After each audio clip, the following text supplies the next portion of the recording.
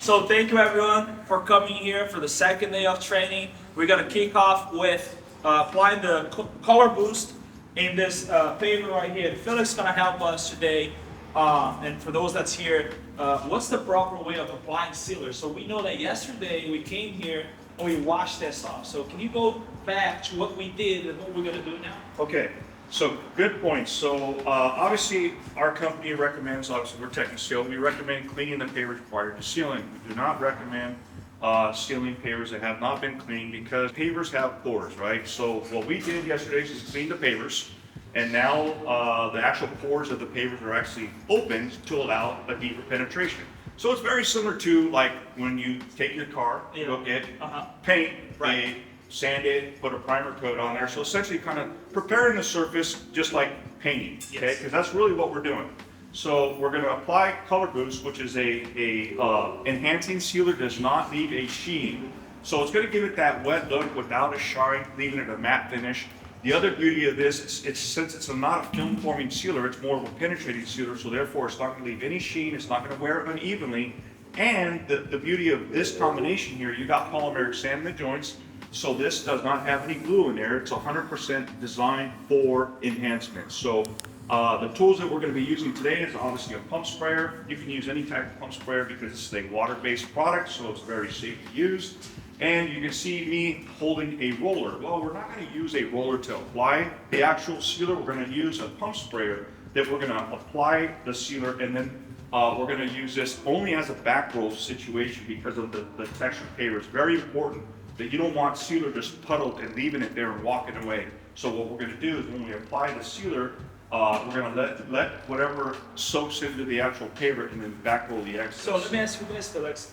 Oftentimes we hear people saying, oh, if the paper is dirty, you can just go ahead and apply the sealer right over that. You're not going to be able to notice. Sometimes we have, water stain, concrete stain on the stone, and even a little scratch, right? Yes. So we do get scratches sometimes, even from transportation, from the truck to the job site, and then on the shipment, the truck's moving, and you have some shifting back and forth, and then it gives kind of like this right here, some of the scratch. Would this color boost be able to cover that? And then the other question would be, is this properly to cover the concrete stain? Okay, so yes, you're right. There's a lot of contractors that generally use a sealer to actually hide the flaws of construction. Me personally, I try to do the best we can to clean it. There's some scuffs and scratches they will not clean away, but yes, this will hide it and mask it. However, when the sealer does wear off over time, Gotcha. those major scratches or major stains may pop up again. Okay, well that's good. And then the roller, let me see this roller right here real quick. So the roller, basically after we apply, we're just gonna go back and forth. I mean, not back and forth, just one way, right? Yeah, just basically what we're doing is now just pulling the excess off. Got it, okay. So let's go ahead and start. Okay, so the other thing is, obviously you see we have a piece of cardboard there, is you gotta treat this like if you're painting your home, right? You see the painters, they put the blue tape, so they're actually, so what I like to recommend is cardboard shield or some sort of shielding device, and you do all your cutting first around the elements that you don't want sealing, and then you do all the field sealer. Just makes it much more easier. So I'm gonna have Josh helping us today, and then Israel helping us today to go over with the application on this side. Yeah. So first things first, always make sure you block the area where we're gonna be applying. In this case, we're gonna have this cardboard here. I'll let you guys do it wherever we Let the pros come in. Yeah, let the pros Thank you. come in. So, if you guys are questioning what kind of roller this is, it's a simple 3/8 nap roller. It's all you really need. And you can see how I have a hole here.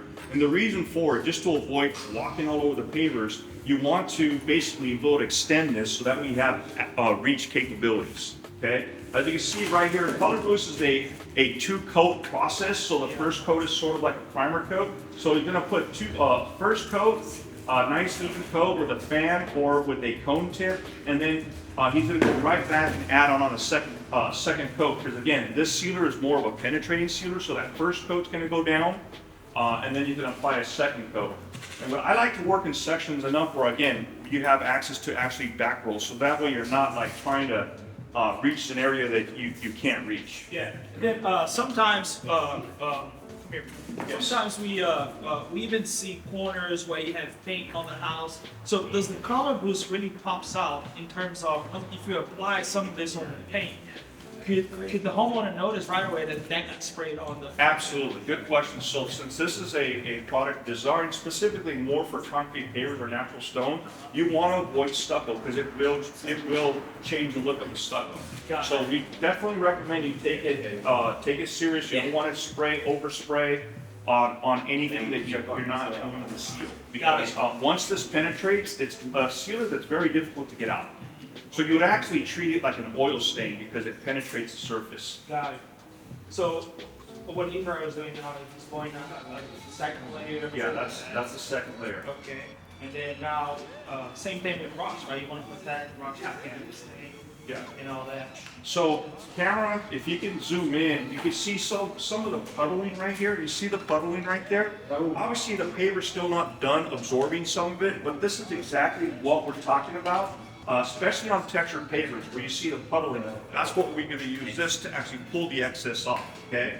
So generally you probably keep going, but for the sake of having this small little demo, I'm going to start back rolling this, and then after I'm done back rolling, he's going to start the second area, okay? But look, normally you would actually go further, and it gives more time for the paver to soak up the sealer at the same time. What's the suggested square footage coverage? Time. Good question. Just realistically, how far you can go with leaving your access for the roller. Got it. So you can continue, like, depending if it's a very wide driveway, then I'll start, at the top at the very long point, and then I have still access to come from here, and I can extend it. You can also put booties on if you have to walk on it, because since this is not a film forming sealer, the only thing we recommend. So you find you all? Absolutely, because it's not a film forming sealer, but I recommend booties, and then try to back roll your footsteps. Right, that makes sense. All right, so show us how to use this. Okay, so basically what I'm going to do is just pull,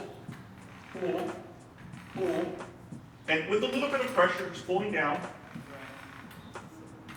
That helps absorb the extra product. Yes, and it pushes the product into the actual pavement and also removes the excess off.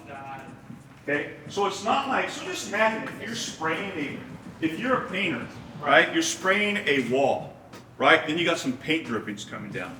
So are you going to leave that? No, of course. You're going to roll it. So kind of the same scenario.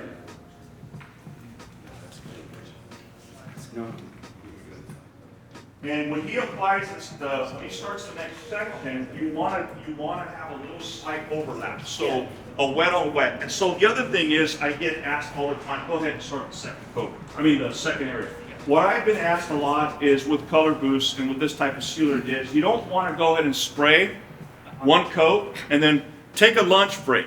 Right. Okay, and then come back. So this is a wet on wet application. So 2 coats. Okay, 2 coats is for this type of sealer. That's good. And it really covers so well. Yes. I can really see it covers really good the whole surface, and you can see it right away. Is this going to be the final look on the stones back there, or is it going to get lighter? It's going to get a little lighter, but see how it has that shine right now? Obviously, that's just because there's still a lot of sealer on top. It will go down a little bit. So what I tell customers, no matter what, before you select a sealer, do samples. And Right. It's very important to do samples on the actual color and style of stone that they've selected. So to give you an example, like if you wanted to find out what this looks like, I would wet your driveway down, and as it starts drying without that shine, that's going to give you a pretty close visual of what the sealer is going to look like. Got it. That looks so nice. Now we're going over the second coat. Yes. That's good. And then does temperature matter? Yes, temperature very, very important for all sealers.